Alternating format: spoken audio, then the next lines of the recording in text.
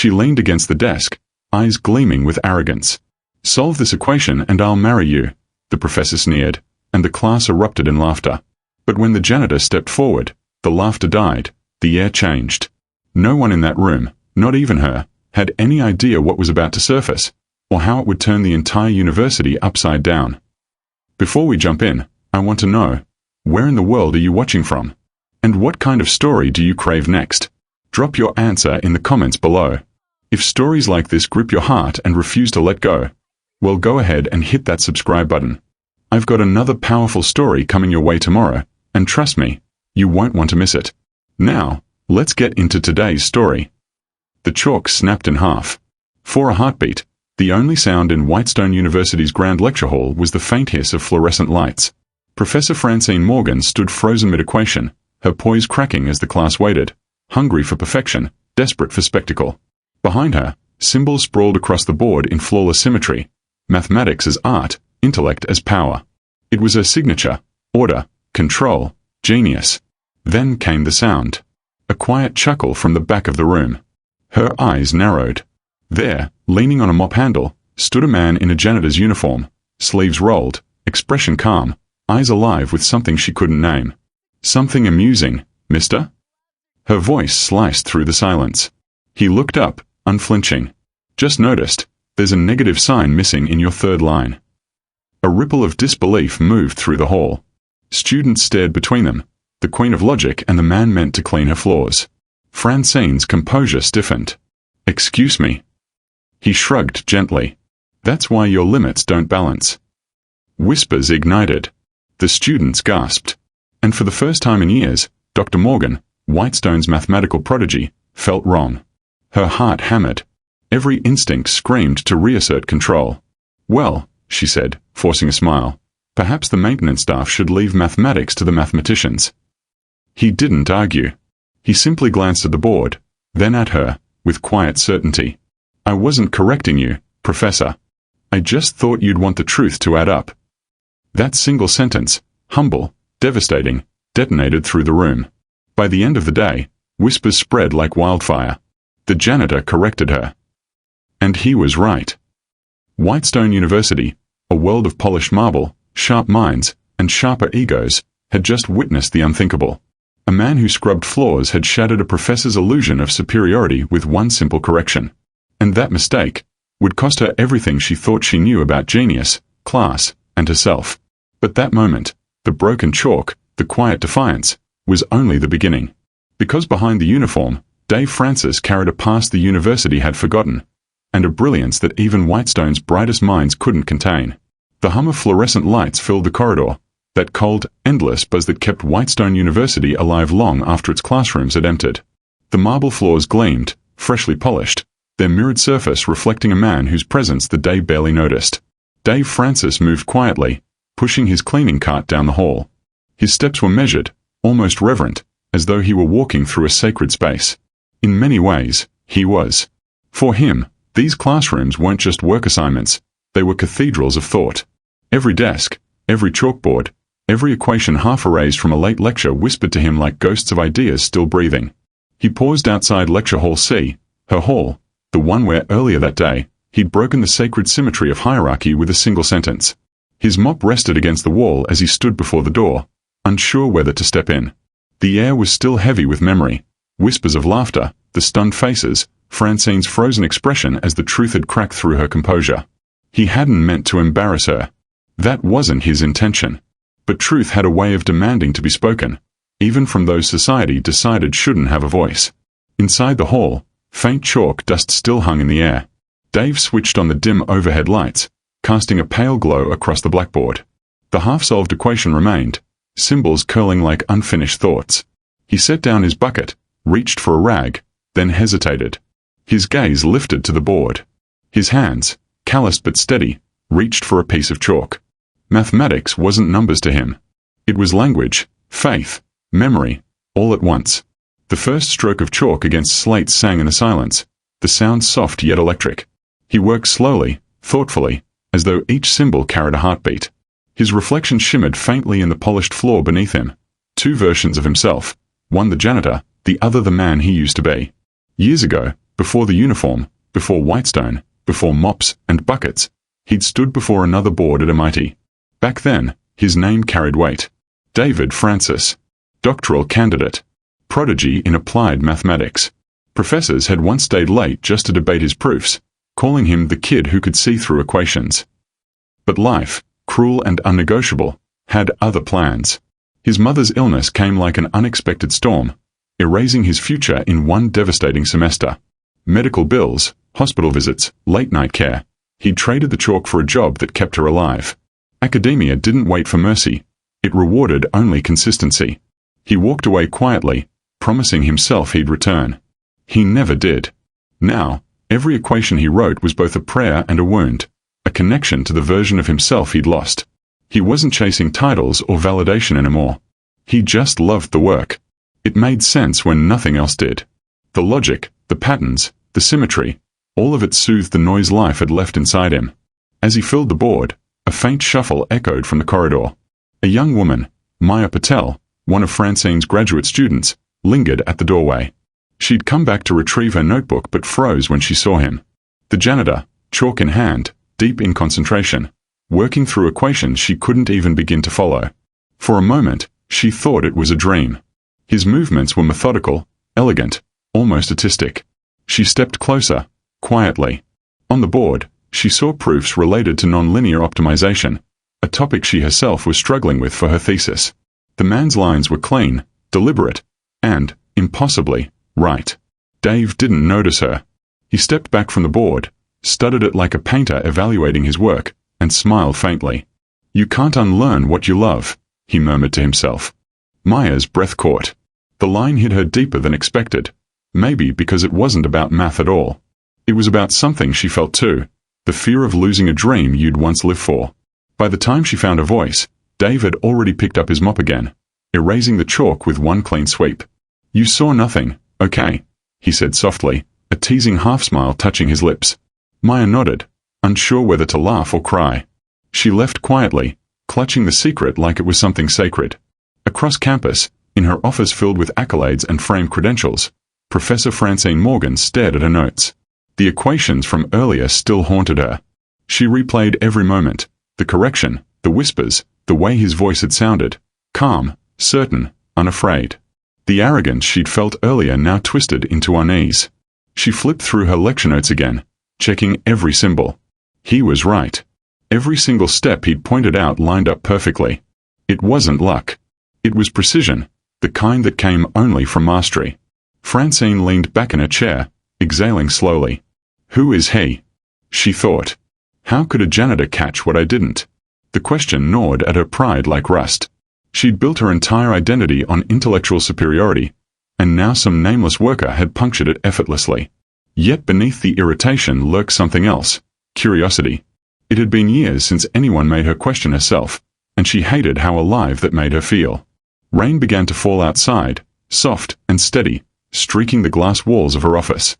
She closed her laptop but couldn't close her thoughts. Every time she tried to dismiss him, the image came back, the quiet confidence in his eyes, the certainty of someone who didn't need permission to be brilliant. Meanwhile, in another building, Dave continued his rounds. He moved through the physics labs, the faculty offices, the grand atrium that smelled faintly of coffee and ambition. Every surface gleamed because of him. Every space felt alive because someone like him cared enough to make it so. But nobody noticed. That was fine. He didn't clean for recognition. He cleaned because it was the one thing he could control. Equations and order, they both had that in common. The storm outside deepened, thunder murmuring in the distance. In the quiet between flashes, Dave sat in an empty classroom, notebook open on his lap. The pages were filled with equations, sketches, theorems, his secret world. He flipped to a clean page, wrote at the top, "Conjecture, stability in asymmetrical systems." The handwriting was neat, disciplined, unmistakably academic. He lost track of time, sinking into the rhythm of thought until the clock struck midnight. Down the hall, Francine's heels echoed against marble. She couldn't sleep either. The corrections still haunted her, and curiosity finally won over pride. She wanted to see for herself. Maybe she'd imagined it. Maybe he'd gotten lucky. She convinced herself it was professional diligence, not obsession, that brought her back to the lecture hall at that hour. When she opened the door, the faint scent of cleaning chemicals mingled with chalk dust. And there he was. Dave stood at the blackboard again, his sleeves rolled, his brow furrowed in concentration. Equations sprawled across the board, not simple corrections or copies of her work, but something else entirely. Francine froze. Her eyes darted over the symbols, her pulse quickening. The structure, the logic, it was astonishing. It wasn't just mathematics. It was insight. "What are you doing?" she asked quietly, unable to hide the tremor in her voice. Dave turned, startled, then straightened. "Just cleaning up, Professor." "With chalk?" He glanced at the board, then back at her. "Old habits." Francine stepped closer. Her eyes scanned the proof, non-linear differential equations reduced through a transformation she didn't recognize. "This," she whispered. "This is advanced tensor mapping. Where did you learn this?" Dave's eyes softened, but he didn't answer. "Just trying to make sense of things," he said. She looked at him differently now, not as an intruder in her world, but as someone who didn't belong there only because the world refused to see him properly. "You shouldn't be doing this," she murmured, though the words came out hollow, almost self-directed. Dave smiled faintly, resting the chalk on the tray. "Maybe. But I can't stop. Some people pray. I solve." Lightning flashed through the tall windows, illuminating his reflection in the polished floor. Two versions of the same man, split by circumstance. For a moment, neither spoke. The silence stretched, filled only by the distant rumble of thunder and the quiet hum of fluorescent lights. Francine looked at the equations again, intricate, elegant, hauntingly familiar. And then it hit her. Parts of the solution mirrored a problem she'd been researching for months, a problem she hadn't been able to crack. "Who are you, Dave?" she asked, her voice barely a whisper. He met her eyes, and for the first time, she saw it, the pain, the brilliance, the quiet defiance. "Someone who used to be what you are," he said simply. Francine felt her chest tighten. The weight of those words settled heavy between them. She wanted to ask more, to apologize, to understand, but before she could, Dave began erasing the board. "Wait, don't," she said, stepping forward. But he was already gone, leaving behind only faint traces of chalk dust, and equations she couldn't forget. Outside, the rain intensified, washing over Whitestone's pristine facades like the cleansing of something unseen. Francine stood alone in the empty hall, staring at the fragments he'd left behind. Somewhere deep inside, a shift began, a crack in the wall she'd built around herself. Maybe genius isn't about who's allowed to hold the chalk, she thought. Maybe it's about who dares to pick it up. And with that realization, she felt something she hadn't felt in years, humility, and a dangerous kind of admiration. If you were Francine, standing in that classroom, realizing the man you'd mocked might surpass everything you believed about intelligence and worth, what would you do next? Tell me in the comments. Because this was only the morning light filtered through the tall windows of Lecture Hall C, dust motes swirling in golden ribbons as Professor Francine Morgan stepped inside earlier than usual. The silence was thick, almost sacred, broken only by the faint echo of her heels against the marble floor. She had come intending to regain control, to reassert her dominance after the unsettling encounter the night before. Sleep had eluded her. Every time she closed her eyes, she saw the board, Dave's handwriting, clean and assured, the mathematics breathing with a clarity she couldn't ignore. She told herself she was being ridiculous. He was a janitor, an amateur. What she'd seen must have been coincidence, mimicry, a ghost of real understanding. She needed proof that she was still the master of this world. But when she reached the front of the classroom, her breath caught in her throat. The blackboard wasn't empty. Across its dark surface ran lines of chalk, precise, elegant, symmetrical. The handwriting was unmistakable. Dave's. It was a continuation of the equations she'd been wrestling with for her latest research paper. Her own incomplete proof, now advanced several steps forward, transformed into something leaner, purer, terrifyingly close to elegant completion. Francine dropped her bag onto the front desk, the sound echoing through the empty room. Her pulse quickened.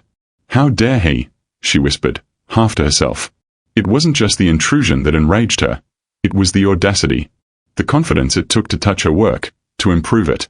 The neatness of his script taunted her with its quiet precision. She could almost feel him standing here hours earlier, chalk in hand, eyes thoughtful, daring the world not to underestimate him. The door creaked softly behind her. Dave entered, pushing his cart, unaware she was there. The mop bucket squeaked across the polished floor. "Mr. Francis," she said sharply, turning toward him, her voice slicing through the silence. He froze mid-step, surprise flickering across his face. "Professor Morgan. You're in early." She gestured toward the board, her tone sharp enough to cut glass. "Would you care to explain this?" Dave followed her gaze, then sighed quietly. "I was just curious about where the pattern was leading." Her jaw tightened. "Curious," she repeated, the word bitter on her tongue. "This is not a sandbox for your curiosity. This is my research. My intellectual property." He nodded, expression calm, even respectful, and somehow that only made it worse. "I'm sorry if I overstepped. I wasn't trying to claim anything." Francine crossed her arms. "No. Then what were you doing? Playing genius between mopping floors?" For a moment, silence. Then, softly, Dave said, "Just thinking." The simplicity of his answer infuriated her more than open defiance ever could. He wasn't cowed, but neither was he defensive. His tone carried no malice, only quiet truth. She felt suddenly exposed, her own arrogance illuminated by his composure. "You have no right," she said coldly.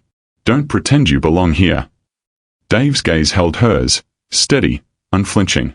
"Maybe nobody really does." The words landed like a blow. Francine turned away quickly, unwilling to show that his calm unnerved her.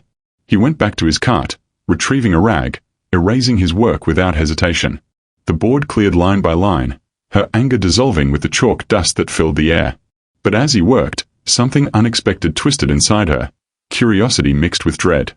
She couldn't stop staring at the fragments of logic fading under his hand. There had been brilliance in them, a fluency she hadn't seen in years. When he left the room, she stood motionless for a long time.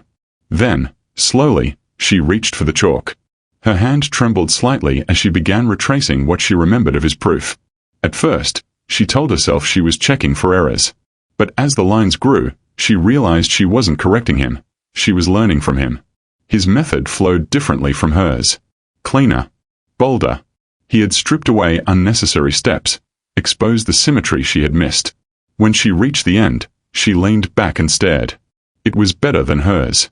For the first time in her career, Francine Morgan felt inferior, and the sensation was electric. Terrifying. Addictive. She erased the board before anyone could see, but she couldn't erase the thought that followed her down the hall. What if he's not ordinary? That question festered through the week. She found herself staying later after lectures, claiming she needed quiet time for research. In truth, she was waiting.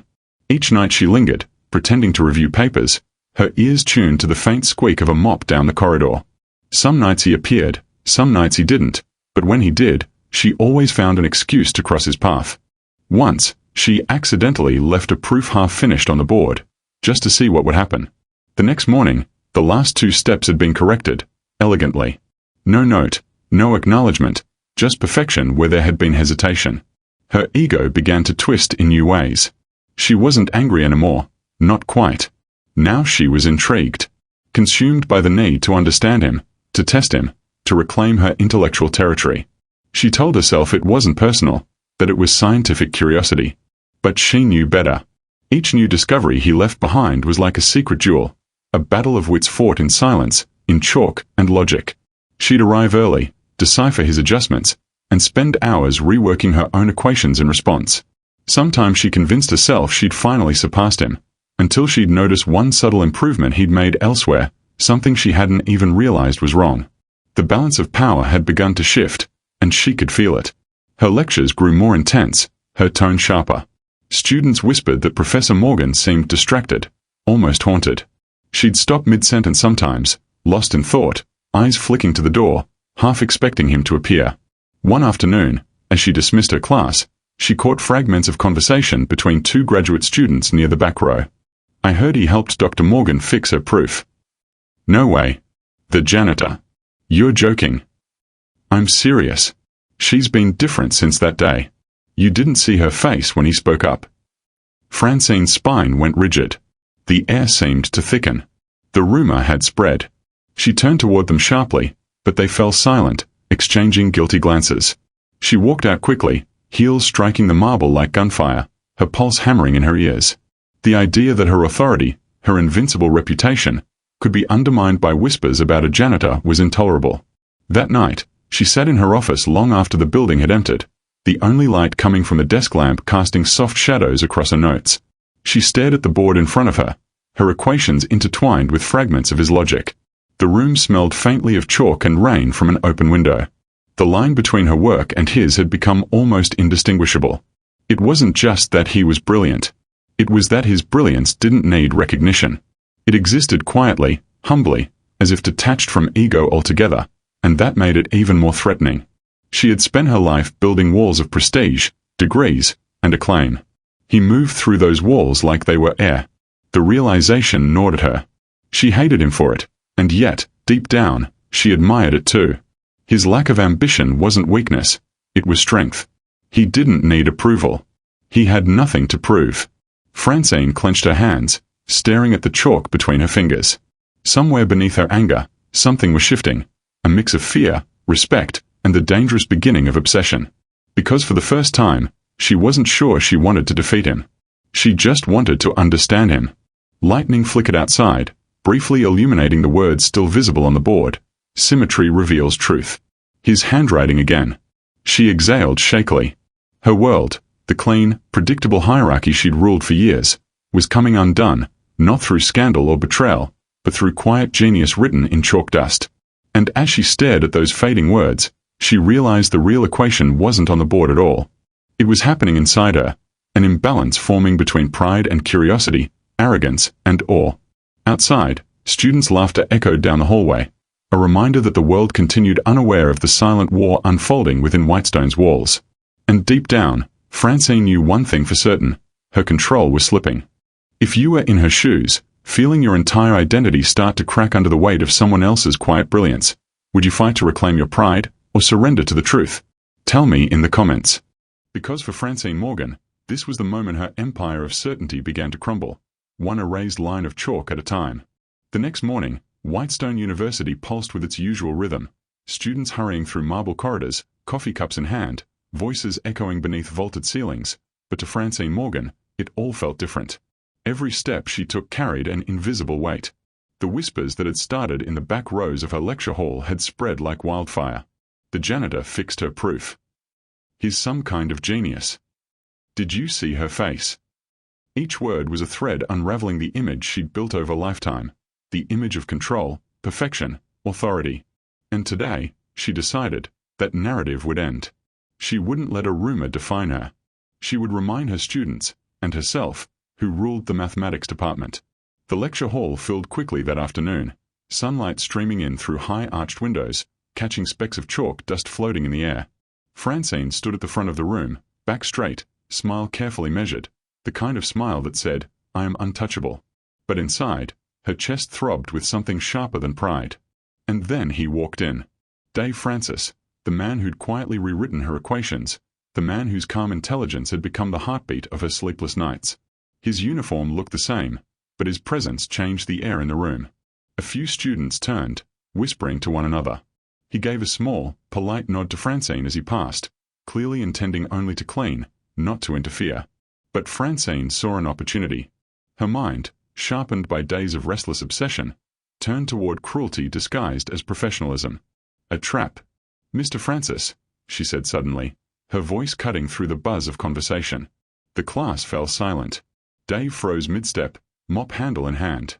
"Since you seem to think you can teach my students," she continued, her tone deceptively calm, "why don't you show us how it's done?" A ripple of uneasy laughter moved through the room. The students shifted, glancing between them, predator and prey. Dave's eyes softened, and he shook his head slightly. "I don't think that's a good idea, Professor." "Oh, I insist," she said, already turning to the board. She picked up a fresh piece of chalk, the sound of it tapping against the slate sharp and deliberate. "Let's give our guest a fair chance." She began writing an equation, long, brutal, the kind of problem that would make even her top graduate students hesitate. Partial differentials, non-linear boundaries, recursive terms stacked like a fortress of complexity. It was beautiful in a cruel way, a maze only she knew the exit to. She turned back to him. "Solve this." The class leaned forward, a wave of murmurs spreading through the room. Dave set the mop aside slowly, almost reluctantly. You sure you want me to? Francine's smile was razor-thin. You'll never finish it. He studied the board for a moment, then walked toward it, each step deliberate, steady. He didn't rush, didn't posture. He picked up the chalk like someone greeting an old friend. Then he began. At first, the room was silent, the kind of silence that holds its breath. His movements were calm, unhurried, but precise. Each line he wrote peeled back layers of unnecessary complication, cutting through her fortress of symbols like sunlight through fog. He didn't just solve, he revealed. Francine watched, her throat tight. The logic unfolded with an elegance that both thrilled and humiliated her. Where she had added steps to display sophistication, he removed them to expose truth. Where her equations had been performances, his were confessions. After 10 minutes, the board was full again, but what had begun as a weapon now looked like a masterpiece. Dave stepped back, set the chalk down, and said quietly, "There. It's simpler than it looks." For a heartbeat, the class didn't react. Then applause broke out, hesitant at first, then thunderous. Francine forced a smile. The sound stabbed at her pride. She had created this challenge to humiliate him, and instead, she'd given him a stage. Students leaned forward, some clapping, others whispering in disbelief. She caught fragments. He's incredible. That can't be luck. Did you see how clean that was? Her cheeks burned. The corners of her mouth trembled. Inside, she felt small, smaller than she'd felt since her first failed proof in graduate school. But beneath that shame, a strange flicker stirred, exhilaration. For the first time in years, she wasn't bored. "Well," she said finally, her voice brittle but composed, "congratulations, Mr. Francis. You've just reinvented the obvious." The class laughed politely, sensing her authority cracking but unwilling to defy it completely. Dave didn't flinch. He met her gaze, steady and unshaken. "I wasn't trying to impress anyone, Professor," he said. "I just like finding the shortest path between two truths." That line hit harder than any applause. Francine's breath caught.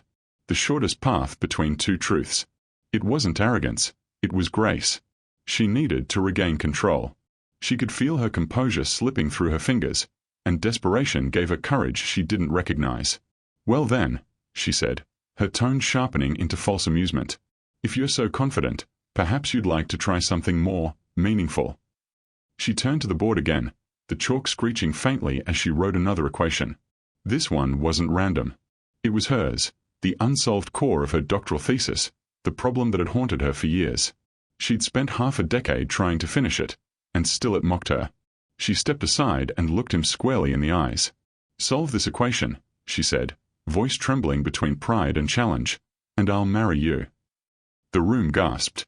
Her laughter came next, forced, brittle, the kind that tries too hard to sound in control. "Relax," she said to her students. "It's a joke." But Dave didn't laugh. He studied the equation, then her. His expression was unreadable, somewhere between surprise and quiet understanding. "You sure you want me to?" he asked again, his voice soft but resonant. Her heart gave an involuntary lurch. "You'll never finish it," she replied, meaning it. He smiled faintly. "We'll see." The students buzzed with nervous excitement, phones subtly recording the moment. It wasn't every day that their professor made a public bet with a janitor. The absurdity of it was electric. Dave walked up to the board again, and as his chalk met the slate, the tension in the room shifted from mockery to awe. The overhead lights glared bright and hot, throwing stark shadows across the walls. Each stroke of chalk echoed like a drumbeat.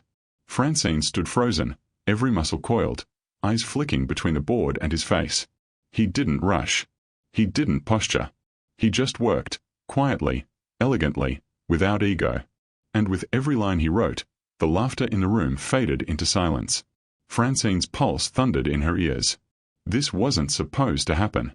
She'd meant to expose him, to re-establish control, but somehow, she felt as though she were the one being examined.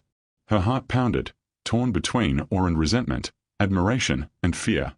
When Dave finally stepped back, he wasn't finished, not yet. But what he'd done so far made her throat tighten. His logic was clean. His reasoning sound. He was approaching the problem from an angle she'd never considered. He turned to her, chalk still in hand. "This one's not easy," he said quietly, "but it's beautiful." The class erupted again, not in mockery, but in genuine awe. Francine forced herself to smile, but it felt like paper over fire. "Thank you, Mr. Francis," she said coolly, reclaiming her podium. "I think we've had enough theatrics for one day." Dave set the chalk down, bowed his head slightly, and picked up his mop. But before he left, he looked at her one last time, not with arrogance, but with empathy. "You know," he said softly, "sometimes it's not about solving it. It's about seeing it differently." And then he was gone. The silence that followed was suffocating. Francine turned toward the board, staring at the half-finished proof that shimmered under the harsh fluorescent light. It wasn't complete, but it was enough to terrify her. His work had exposed something about her own, not an error, but an excess. She'd been hiding behind complexity, mistaking it for genius. Now, standing alone before her students, she felt her world tilt. For years, she had measured worth by degrees and accolades. But in 10 quiet minutes, a man with no title had undone her philosophy. As the students began to file out, whispering to each other in low, stunned tones, Francine's hands trembled. She turned toward the window, rain streaking the glass outside, and whispered to herself, "What have I done?" If you were her, standing there, watching your pride collapse under the weight of truth, would you apologize or double down? Tell me in the comments. Because for Francine Morgan, that reckless bet, "Solve this equation and I'll marry you," wasn't just a joke. It was the spark that would ignite everything to come. The rain hadn't stopped since that day. It clung to the glass walls of Whitestone University like guilt that refused to be washed away. Professor Francine Morgan sat alone in her office, the muted rhythm of raindrops tapping against the window blending with the faint hum of the campus outside. Normally, this was the hour she loved most, when the university fell quiet and she could hear her own thoughts. But lately, those thoughts had turned on her. Every echo in her mind led back to one man. Dave Francis. The name haunted her now, spoken in hushed voices by students, repeated in the faculty lounge with a mixture of amusement and curiosity. The janitor who solved the professor's equation. The man she challenged to a marriage bet. It was meant to be harmless, a cruel joke, perhaps, but still within the unspoken rules of hierarchy. Yet what she hadn't expected was the aftermath. The applause. The viral whispers. The image of him at the board, eyes calm, hands steady, unraveling her arrogance line by line. She had spent the weekend trying to shake it off. She told herself she didn't care, that the incident was beneath her. But the lie had a fragile shelf life, and by Monday, it crumbled completely. That morning, she found herself sitting before her computer, pulling up the faculty database. She typed Francis, David. No results. She expanded the search to include part-time staff, maintenance crew, contractors. Still nothing. Just a maintenance ID, issued 5 years ago. No education history, no background, no references. It was as though the man had appeared out of thin air, fully formed, mop in hand, and with equations in his blood. Her pulse quickened as she leaned closer to the screen. People didn't just appear. There had to be a story. And for the first time, she needed to know it. Not out of suspicion, but out of something she didn't yet dare name. The next few hours blurred into obsession. She scoured databases, faculty records, even old conference attendee lists. Nothing. Every search led nowhere, like an equation missing its variable. Finally, she reached out to an old colleague at MIT, Dr. Henry Larkin, one of the few people whose intellect she genuinely respected. If anyone knew something, it would be him. She hesitated before dialing, pride momentarily tugging her back.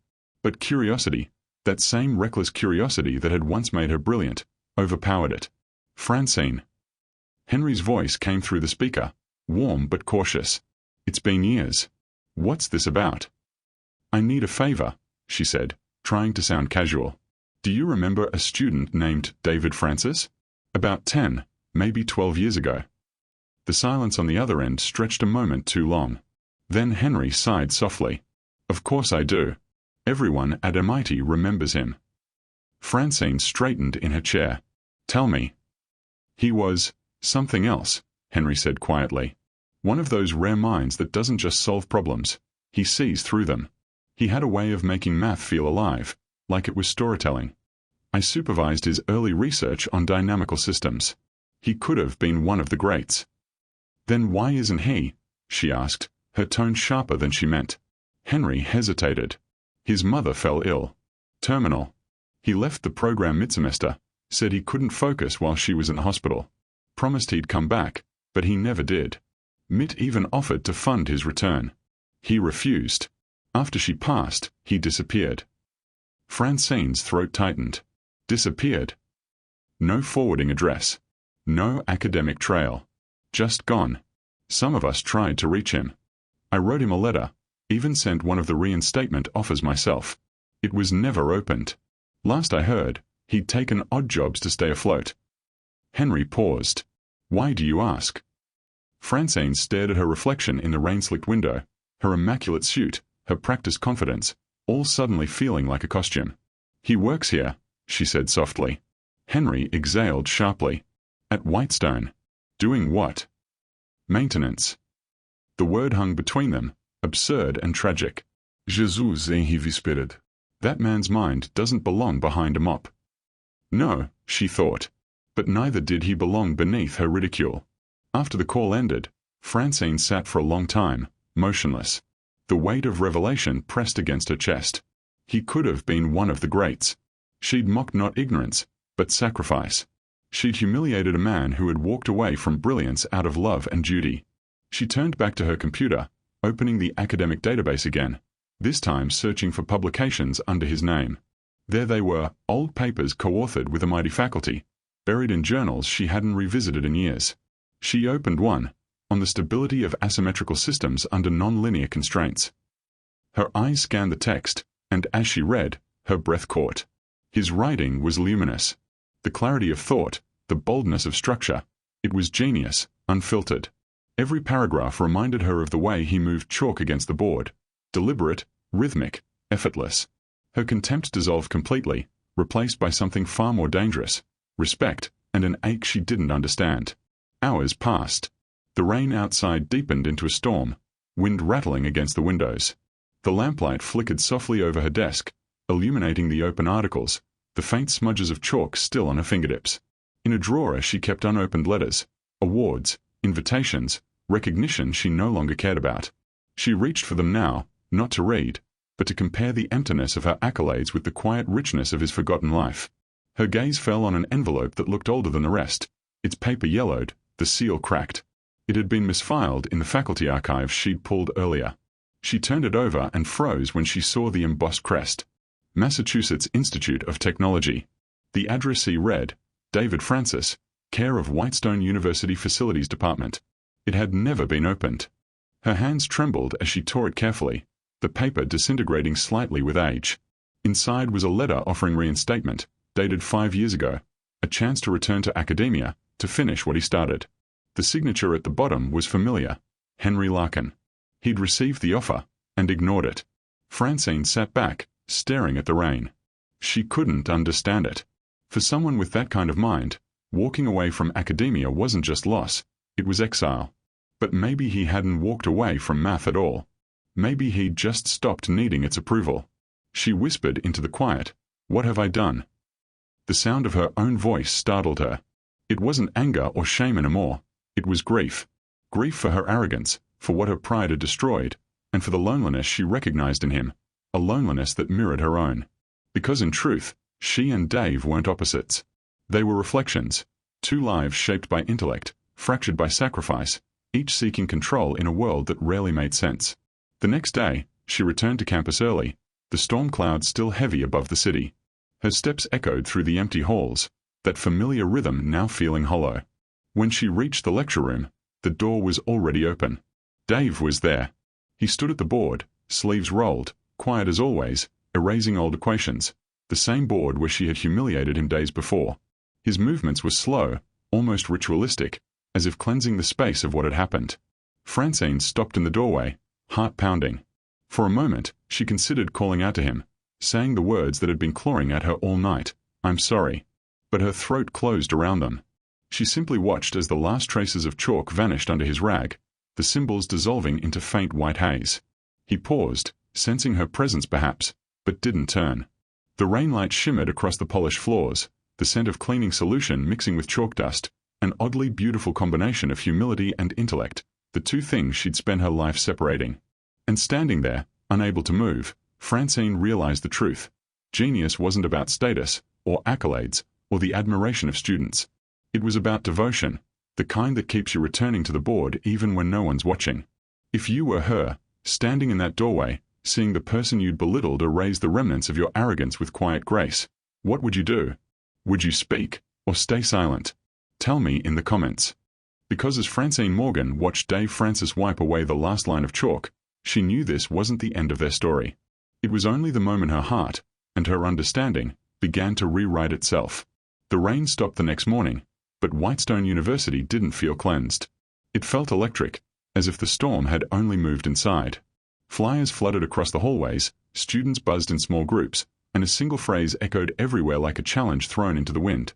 The Euler's Challenge is back. It was Whitestone's pride, an international mathematics competition broadcast online and sponsored by major universities around the world.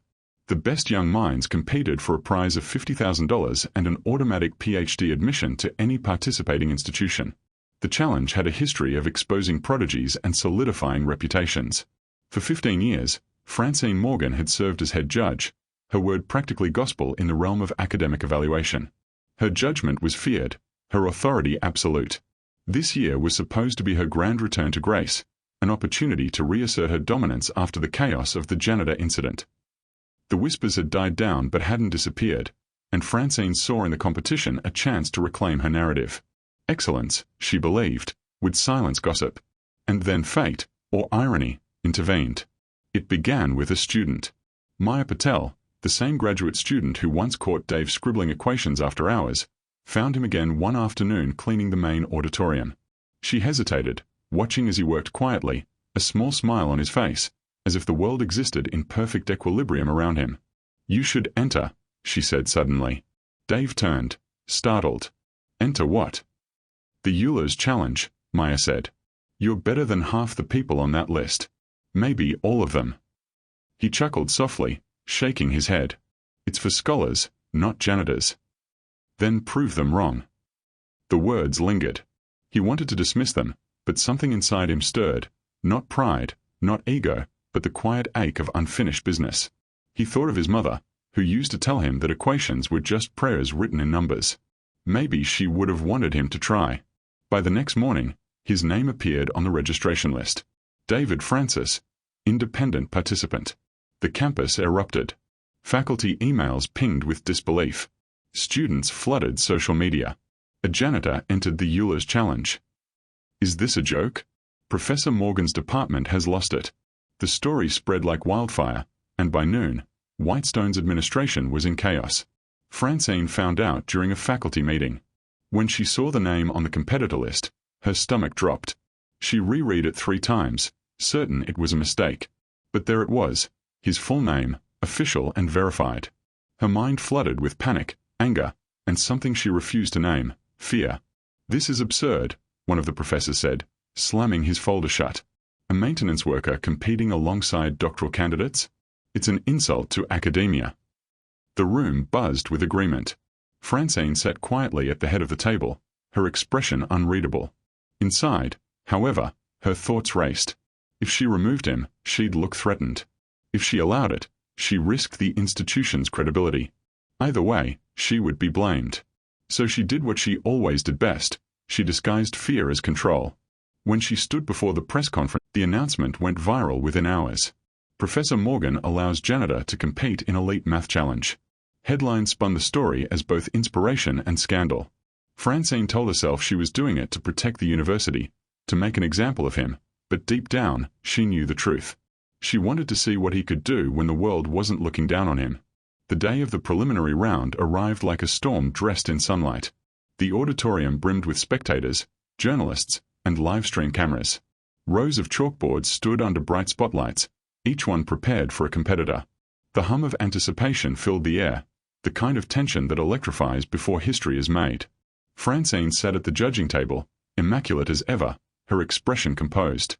Dave entered quietly from the back, wearing his uniform, freshly pressed but unmistakable. The crowd's murmur swelled. He ignored it, eyes fixed on the board ahead. She caught herself staring again, not at his clothes, but at his stillness. That same quiet confidence that unnerved her every time she saw it. The competition began. Equations appeared on screens, each one more complex than the last. Candidate scribbled furiously, chalk snapping, brows furrowing under the heat of scrutiny. But Dave moved differently, slow, deliberate, almost meditative. Where others attacked problems, he listened to them. He didn't just calculate, he understood. Francine found herself leaning forward, forgetting for moments that she was the judge. His proofs weren't showy or flamboyant. They were visual, intuitive, built on simplicity that even non-mathematicians in the crowd could grasp. When he finished his first problem, the timer still had 6 minutes left. The audience erupted. The other judges whispered among themselves. "Who taught him that technique?" one asked. Another shook his head. "No one. That's not something you teach." Francine's chest tightened. Her hand curled into a fist beneath the table. This wasn't how it was supposed to go. This was her arena, her authority. Yet every time he moved the chalk, she felt herself slipping further out of control. And yet, she couldn't look away. Halfway through the semifinals, the tension in the hall shifted. The audience wasn't mocking him anymore. They were mesmerized. Cameras zoomed in as he erased entire sections of the board mid-problem, replacing them with cleaner, shorter paths. His methods were graceful, audacious, even, but they worked. When his results appeared on the screen, perfectly verified, a hush fell over the room. Then applause broke out again, this time louder, more genuine. Francine swallowed hard. Her heart beat painfully against her ribs. Somewhere between fear and pride, a dangerous question surfaced inside her. Why do I want him to win? She didn't have the answer. After the final semifinal round ended, Dave's score lit up the leaderboard. Second place, just behind an MIT doctoral prodigy. He had qualified for the finals. The impossible had become real. The media descended like a swarm. The Janitor Genius, read one headline. From Mop to Mathematics, the story of Dave Francis. Clips of his work flooded social media. His calm explanations, his modest demeanor, the elegance of his solutions. For once, the world wasn't laughing at him. It was cheering. In the privacy of her office that evening, Francine watched one of the recordings on her computer. The camera caught his face mid-solution, eyes focused, expression serene, the same way he'd looked years ago, perhaps, when he'd stood at an MIT board instead of a mop bucket. She paused the video. Her reflection appeared faintly over his image, her crisp blouse, her polished exterior, and for the first time, she saw what they truly were, mirror images, divided not by ability, but by circumstance and pride. A soft knock on her door pulled her back to the present. It was Maya. "Professor," she said hesitantly, "you saw the results, right?" Francine nodded slowly. "I did." "He deserves it," Maya said. "Whatever happens in the finals, he's already proven more than most of us ever will." Francine smiled faintly. "Yes," she murmured. "He has." When Maya left, Francine turned off the monitor and stared at the dark screen. Outside, the campus was alive with celebration, lights glimmering through the trees. Yet in her heart, there was only quiet. She had spent her life believing intelligence was order, that greatness required control.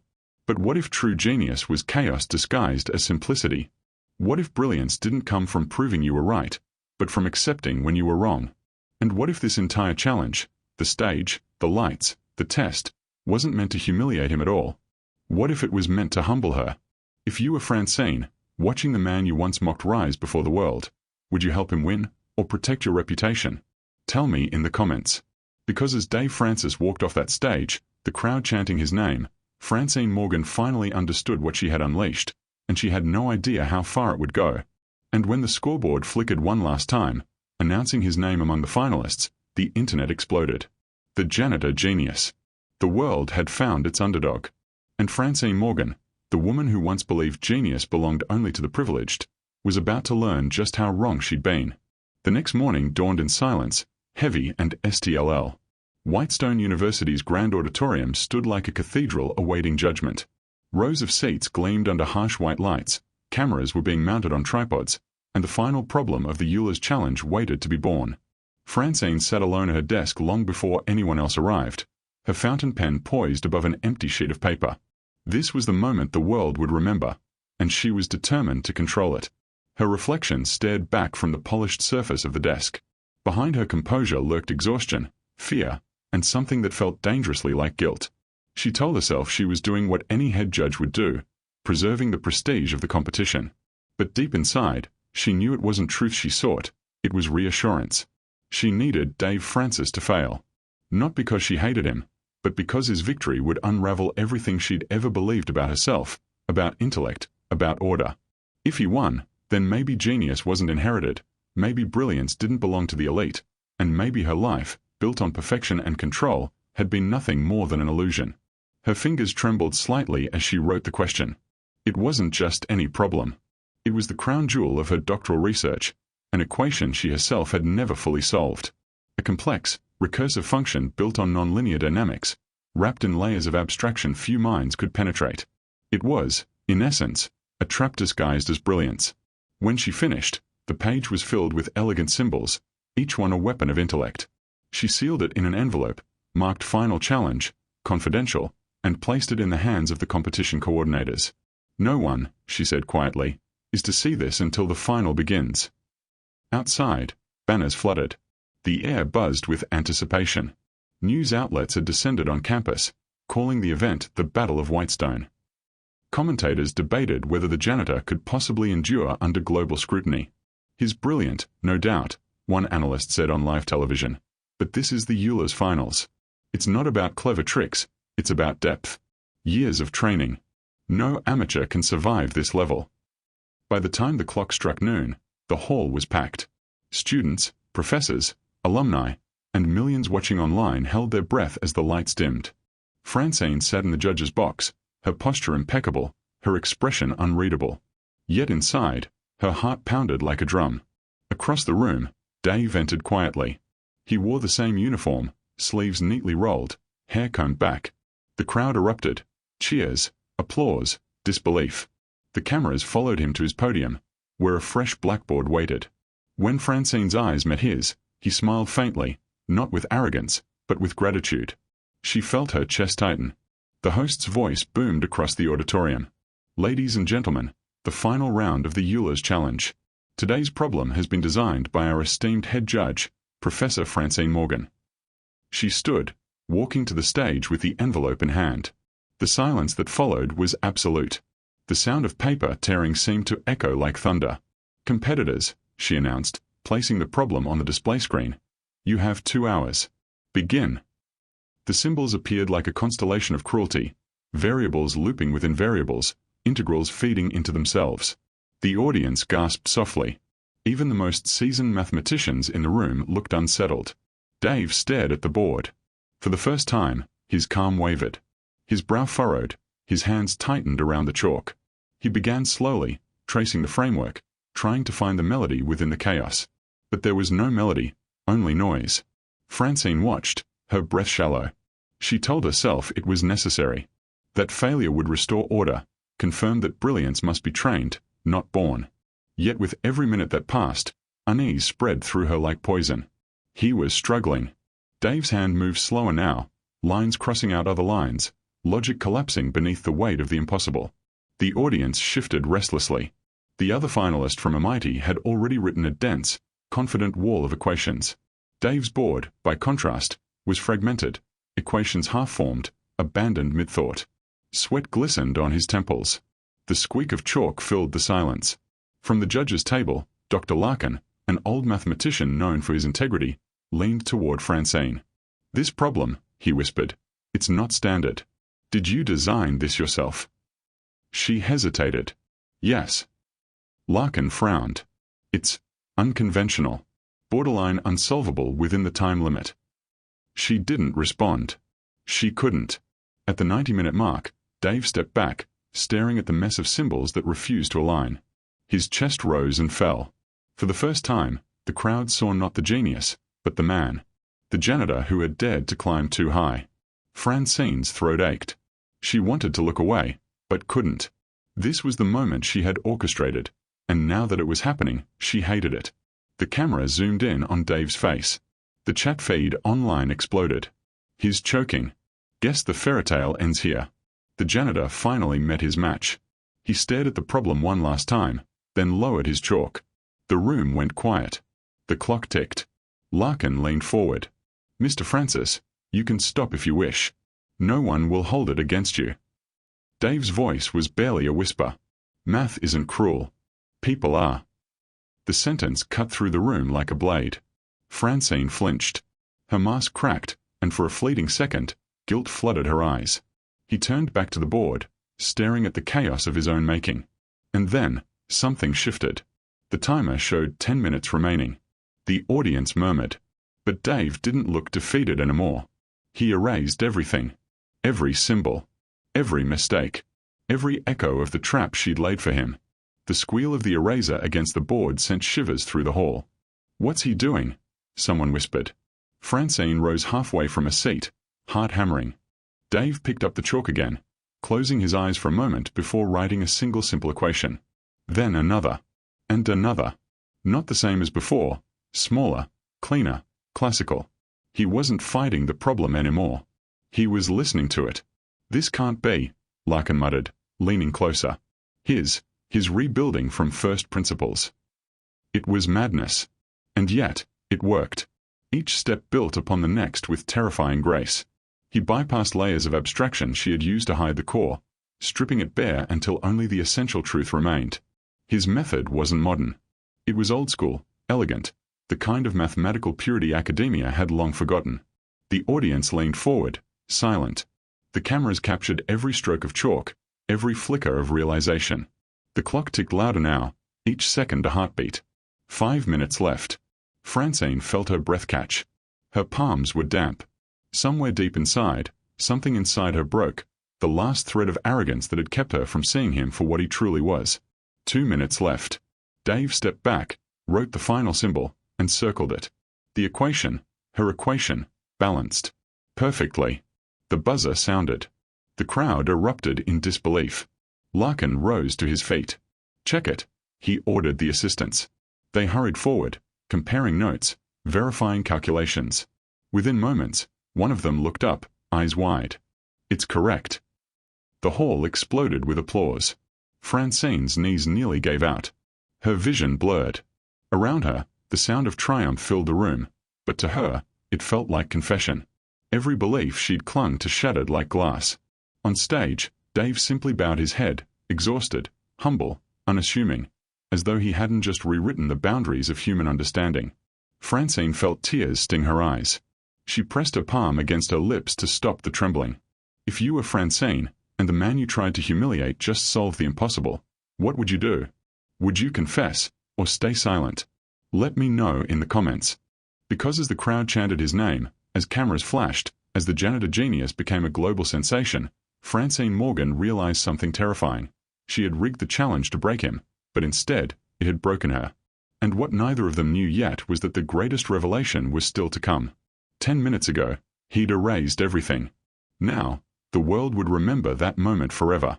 The auditorium was suspended in that strange, delicate silence that only happens after a miracle, when disbelief hasn't yet caught up with awe. Chalk dust still hung in the air like mist, drifting through beams of bright light that poured down onto the blackboard. Dave stood motionless before his completed equation, hands still hovering midair, as though even he couldn't quite believe what he'd just done. The equation glowed in white perfection, elegant, stripped bare, unburdened by the clutter of ego. He hadn't fought the numbers, he'd danced with them. His method wasn't flashy or filled with unnecessary complexity. It was grounded in the old ways, the kind mathematicians once called the language of God. Francine Morgan couldn't breathe. Every neuron in her mind screamed for her to disprove what she was seeing, to find the flaw, to claim authority once more. But she couldn't. His process had unraveled her own doctoral research, the very one she'd used to build her career, and reduced it to something astonishingly simple. Elegant. Human. The lead judge, Dr. Larkin, leaned forward, glasses slipping to the edge of his nose. This is extraordinary," he murmured. He's rediscovered a method from the 19th century, but improved it. It's not just correct. It's beautiful. The audience held its breath, waiting for confirmation. Then one of the assistants raised her trembling voice. "Confirmed," she said. "Every calculation checks out." For a heartbeat, the world stood still. Then, the eruption. Applause thundered like an avalanche. Students leapt to their feet. Cameras flashed like lightning storms. The crowd's roar rose through the marble dome, echoing through the halls of Whitestone like divine music. Francine's heart stuttered. The sound hit her like a wave, not because of its volume, but because she knew who it was for. Him. The janitor. The man she had mocked, dismissed, challenged. The man who had solved the unsolvable. Tears burned behind her eyes. Not just for the humiliation, but for the truth now crashing through her. He hadn't solved her problem against her. He had solved it for it. His every movement, his every calculation, had been in service of the beauty of the mathematics itself. He hadn't been trying to defeat her. He'd been trying to honor the numbers. And that realization humbled her more than any failure could. As the applause swelled, she rose from her seat, drawn toward the stage as if pulled by gravity. Her heels clicked softly against the marble steps. When she reached the bottom, she stopped. Dave turned, sweat still clinging to his brow, eyes soft and tired but filled with peace. For the first time, she saw him, not as a janitor, not as a threat, but as a man who had chosen humility over recognition, who had lived in the shadows not out of defeat, but out of quiet strength. Francine's lips parted. Her voice trembled. "How did you?" He smiled faintly, eyes glinting beneath the harsh lights. "I just listened to what the numbers were trying to say." That single sentence shattered something inside her. She'd spent her life telling math what to be, shaping it, commanding it, forcing it to obey her logic. But Dave, he listened. He treated it not as conquest, but as conversation. For years, she had believed intellect was power. But now she saw, intellect, at its purest, was surrender. The lights above brightened as the press surged forward, flashes like starlight across his face. His name echoed through the auditorium. Dave Francis. Dave Francis. The chant built, wave upon wave, until even the marble pillars seemed to vibrate with it. Francine stood there, lost in the noise, her own ego dissolving like chalk in rain. She had spent 3 years, constructing the foundations of her research. Dave had dismantled and rebuilt them in less than 2 hours, not out of competition, but out of love for truth itself. His method had revealed a flaw in her original assumptions, one so fundamental it rewrote the meaning of her own work. Her chest tightened with something she hadn't felt in years, gratitude. Pure, aching gratitude. It was humbling to realize that the greatest revelation of her life had come not from prestige or privilege, but from a man who mocked her flaws. She wanted to speak, to apologize, to thank him, to say something that would bridge the canyon between pride and forgiveness, but her voice wouldn't come. Dave turned back toward the blackboard, his gaze soft, reverent. For him, the world around them didn't exist, not the cameras, not the applause, not the frenzy of recognition. Only the quiet communion between his soul and the equation. Larkin approached the board, running a finger just below the symbols as though afraid to touch them. "Remarkable," he whispered. "He's not only solved it. He's rewritten the pathway. The entire mathematical community will have to rethink its foundation for recursive dynamic systems." The assistant beside him nodded, almost in tears. It's like watching art." Francine closed her eyes. She remembered the first time she had felt that same wonder as a student, when math wasn't about prestige or competition, but beauty. Somewhere along the way, she'd lost that feeling. And somehow, Dave had brought it back. A murmur rippled through the crowd. Someone shouted, "Who is he?" Another voice, awed, said, "No janitor solves like that." Francine turned sharply, but before she could respond, an older man rose from the judge's table. His silver hair gleamed under the lights, his voice deep, steady, familiar. "Mr. Francis," he said, stepping forward, "was one of my doctoral students at MIT." The room gasped. Francine's heart stopped. Dr. Larkin froze mid-step. The audience fell silent once again, shock rippling through the air like static. The man, Dr. Alan Pierce, one of the most respected mathematicians alive, looked out over the crowd, his gaze filled with quiet pride. "He was a prodigy," Pierce continued. "The kind of mind you encounter once in a generation. Until his mother fell ill. He withdrew from the program without fanfare, refusing all offers of assistance. I tried to bring him back, but he disappeared. Until now." The revelation crashed through the auditorium like thunder. Reporters scribbled furiously. Cameras zoomed in on Dave's face. Francine's hand went to her chest. The story unraveled before her eyes, every unanswered question, every flicker of mystery now illuminated. The janitor who had challenged her wasn't some lucky autodidact. He had been one of them, once. And he'd walked away not because he couldn't keep up, but because he'd chosen compassion over ambition. That was the difference between them. She had sacrificed humanity for achievement. He had sacrificed achievement for humanity. And in the end, he had found both. The crowd erupted again, but this time the applause was different, deeper, reverent. People weren't clapping for victory.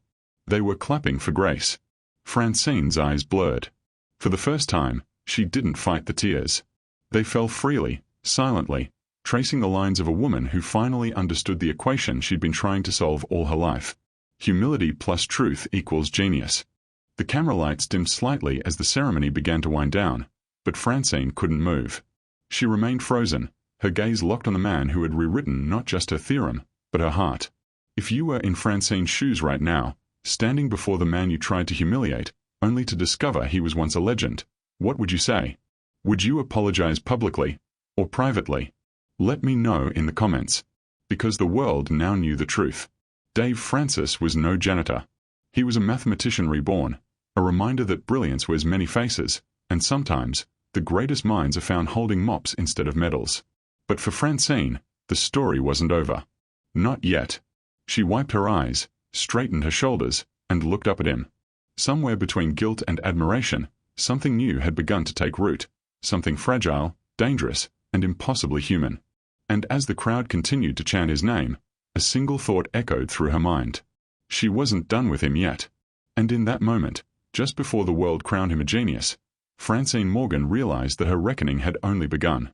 The morning after the Euler's challenge was unnervingly quiet. The kind of quiet that follows a storm, not peace, exactly, but the sound of the world holding its breath. Whitestone University, usually humming with student chatter and intellectual pride, now buzzed with a different kind of energy, the murmur of revelation. Every screen on campus glowed with the same headline. Professor mocked janitor. Turns out he was a genius. The story had gone viral overnight. News outlets ran the footage. Francine's mocking challenge, Dave's calm brilliance, the thunderous applause, and Dr. Pierce's revelation. Millions watched, replayed, débatted. Within hours, Whitestone servers crashed under the weight of public fascination. The world loved a story of reversal, the powerful humbled, the invisible revealed. But for Francine, the viral spectacle was not poetic justice. It was exposure. Every flaw, every bias, every quiet cruelty she had ever justified as standards was now on display. She sat in her office that morning, the blinds drawn half-closed, the air heavy with dust and silence. On her desk lay an unopened letter of apology drafted by the university's PR department. They wanted her to manage the optics. But Francine didn't need optics, she needed honesty. Her reflection in the glass window looked older somehow. Not physically, but in the way exhaustion had ached into her spirit. For the first time in years, her intellect couldn't save her. There was no proof for this, no formula to rearrange her guilt into symmetry.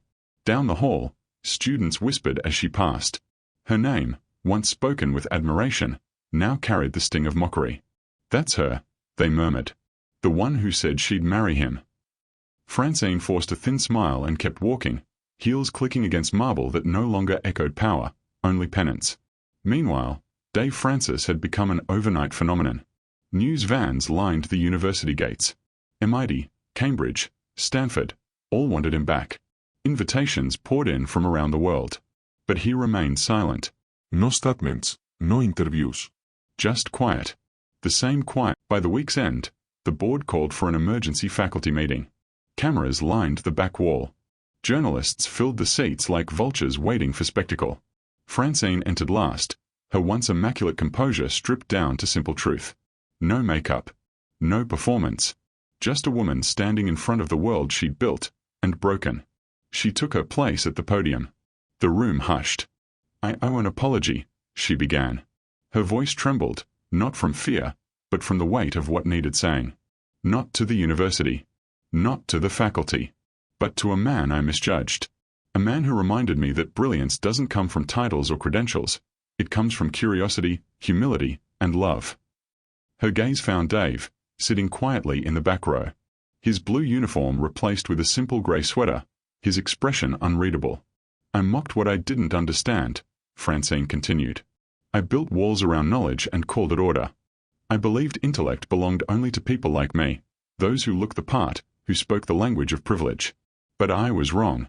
Genius doesn't need permission to exist. It only needs recognition. The audience was silent. Cameras whirred softly. She took a breath. Effective immediately. I'm resigning as head of the mathematics department. Gasps echoed. Even Dave looked up sharply. I've spent years chasing status, she said softly. Maybe it's time I start chasing purpose. And with that, she stepped down from the podium and walked out, leaving behind the applause, not for her, but for the truth she had finally spoken. That evening, Francine found herself back in the lecture hall where it had all begun. The room was empty, the lights dimmed, the faint scent of chalk and old books filling the air. She stood before the same blackboard where her arrogance had once written its challenge. Solve this equation, and I'll marry you. The words had long since been erased, but she could still see the ghost of them etched faintly into the slate, a scar of pride. She ran her fingers over the cold surface. For the first time, it didn't feel like ownership. It felt like memory. The door creaked open behind her. She turned. Dave stood there, holding a stack of papers, his reinstatement offers, no doubt. But instead of pride, his face held a quiet sadness, as if he too was standing at the edge of something ending. I didn't think you'd still be here, he said. Francine smiled faintly. This place taught me a lot about numbers. I suppose it's time it taught me about humility, too. Dave set the papers down on the nearest desk and stepped closer, his footsteps soft against the floor. They're all offering me the world, he said. Positions, funding, prestige. It feels strange. You deserve it, she replied. Every bit of it. He studied her face for a long moment. So do you, he said gently. You just forgot what for. Her throat tightened. I was cruel to you. He shook his head. You were scared. I've seen fear dressed up as arrogance before. It's lonelier than people realize. Francine looked away, blinking back tears. I thought I understood the language of numbers. But you hear something I can't. Dave's expression softened. It's not something special, he said. It's just listening. Silence stretched between them, tender and heavy. The faint hum of the building's old heater filled the space where words couldn't reach. Then Francine whispered, about that equation. Dave smiled, eyes glinting with quiet humor. I solved it, he said. But I'd rather rewrite it, together. She laughed softly through the tears that had finally escaped. Rewrite it how? He stepped beside her, picking up a stick of chalk, and began to draw, not numbers this time, but a simple, looping infinity symbol. The white dust shimmered in the soft light like the beginning of a new formula. Not about who's right, he said. About what's possible when people stop competing and start connecting. Francine nodded slowly, feeling something unclench inside her. For the first time in years, the board didn't intimidate her. It invited her. They stood there in quiet companionship, two minds once divided by pride now joined by humility. Outside, the autumn sun was sinking, casting long golden beams through the tall windows. Chalk dust floated in the air like tiny constellations, proof that even the smallest fragments can catch the light. Months later, Whitestone University made a new announcement, the Francis Morgan Fellowship, a program for underprivileged scholars, janitors, maintenance workers, cafeteria staff, anyone with a hunger for learning and a mind for math. The inscription under the program's name read simply, because brilliance doesn't wear a uniform. Dave refused every prestigious job offer. Instead, he accepted a modest position as a visiting lecturer, teaching night classes for students who worked day shifts.